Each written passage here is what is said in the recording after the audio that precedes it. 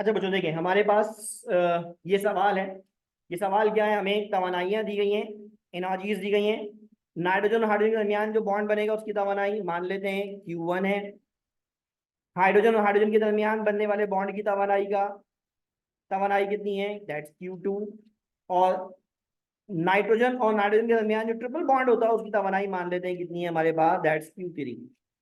ठीक है ना। अब उन्होंने कहा है कि अगर हमारे पास नाइट्रोजन, हाइड्रोजन और ये दोनों मिलके अमोनिया बना रहे हैं, तो इससे जो इंथैल्पी ऑफ रिएक्शन है वो क्या होगी, इंथैल्पी ऑफ रिएक्शन क्या होगी। तो देखो हमारे पास क्या है, NN, खोल के लिख ले रहे हैं, 3 टाइम्स HH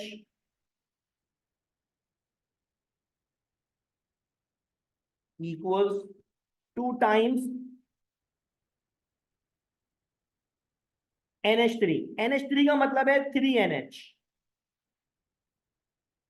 NH3 में NH3 में हमारे पास क्या है, नाइट्रोजन और हाइड्रोजन में 3 बॉन्ड मौजूद है। ठीक है ना, तो 3NH कर देते हैं इसको। ठीक है ना, इसे क्या कर देते हैं हम, 3NH कर देते हैं। और इसकी एनर्जी हमारे पास delta in enthalpy of the reaction होगी। ठीक है। अब अगर हम मान लें कि हमारे पास ये तवानाई क्या है, दैट्स Q3। ये तवानाई क्या है, HH वाली, Q2। ये तवानाई क्या है, 2 टाइम्स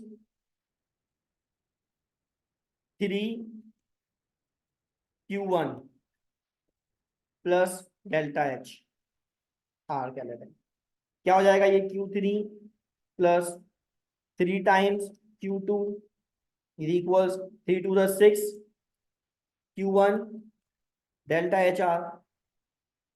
ये वहां चला गया तो क्या हो जाएगा, ये Q3 plus 3 times Q2 minus 6 times Q1 equals to delta H, which is, समझ में आया रिएक्शन, पॉइंट समझ में आया। हमने क्या किया, हर एक के बॉन्ड को तोड़ के उसके हिसाब से लिख लिया। 3H2 का मतलब था कि इसमें HH का एक बॉन्ड और ऐसे 3 मॉलिक्यूल्स हैं।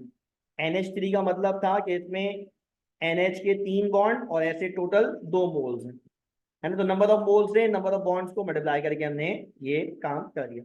वैल्यूज ही दी गई नहीं, तरफ एक जनरल अंदाज में दिया गया था, हमने भी जनरल अंदाज में निकाल दिया इसमें।